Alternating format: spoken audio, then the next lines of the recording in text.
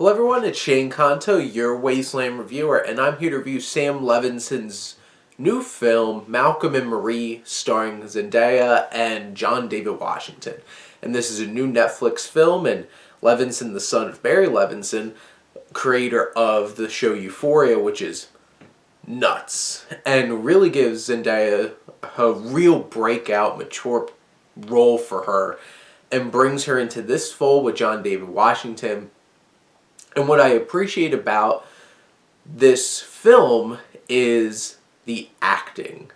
You have two actors here, and they lay it all out together.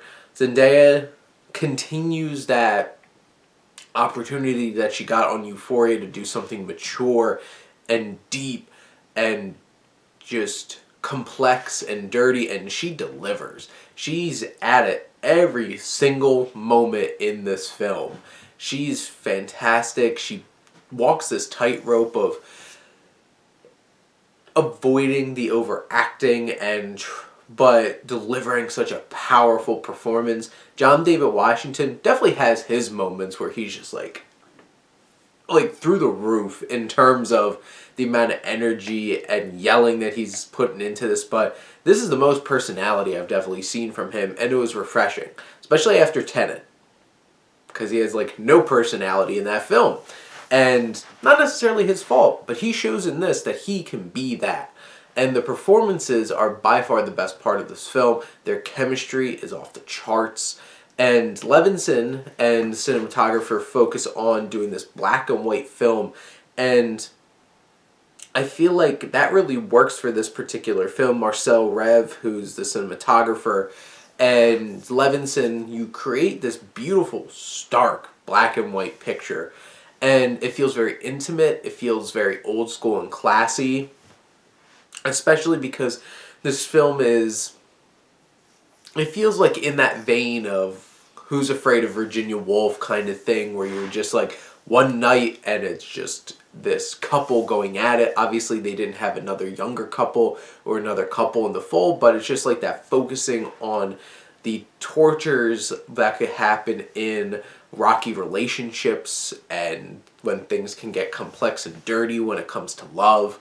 And you have this a great jazz score too, which is very interesting because this is about a filmmaker and an actress who happens to be his muse. And he's reading this article that's this extremely praising article, but he hates it, from this white woman at this magazine. And he made a comment about how she called it a jazzy kind of film. And you're sitting here watching this film and has this jazz score, and you're it's working on a little bit of a level here. But you have this film.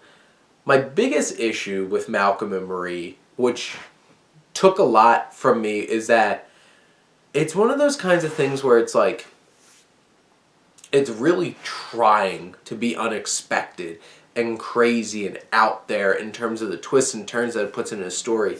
But it inadvertently creates a rut that's just Zendaya starts off and gets this big thing on him because the film starts, they're coming back from awards thing. He didn't thank her. Of all the people he thanked, didn't thank his significant other. Completely forgot. So obviously you're he's a piece of crap, how could you? She made him mac and cheese. And doesn't even think it's a big deal that he forgot to thank her. And you're all in her corner. And then he brings up stuff and it's no, you. And it's this movie is basically a game of Uno, where it's reverse, and then it's reverse, and reverse, and reverse, and reverse, and reverse. And it just gets to that point where it's just okay, well, now it's watching a pro wrestling match and knowing well, now it's their turn to be on top in the match. Hot tag, they're going to get on top, and no, something happens and it cools down and the other team takes control again. Oh wait, no, they get the upper hand again. That's basically what this felt like. And it felt telegraphed, and that's an issue when you're trying to create a film that feels so organic and energy filled and this passionate film, but then it feels so telegraphed and staged that it kind of took me out of the film. And I'm just like, because they're tackling some serious issues and some great issues. The dialogue is great. The ideas and the themes that this film take on, it's great. It's just a lot. And you just, after a while, you're just like, it gets repetitive of that feeling of, okay, well, now it's his turn to have the upper hand and be in the right. And then at the end, it's like, obviously it's part of the idea of like, nobody's at fault here. Everybody has their baggage.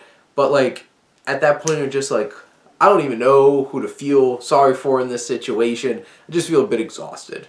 And it's just too much of that going back and forth, and that storytelling just feels a little too forced. And in the end, I feel like this was a very ambitious idea in a small, close-quartered COVID film. Like, it doesn't take place during COVID, but like because of filming, they made this film this way with these two characters and made it really easy that way. But that's a hard film to make work, and I give Levinson a lot of credit. And it has a decently impressive script, and the filmmaking is really great, and the acting is A+.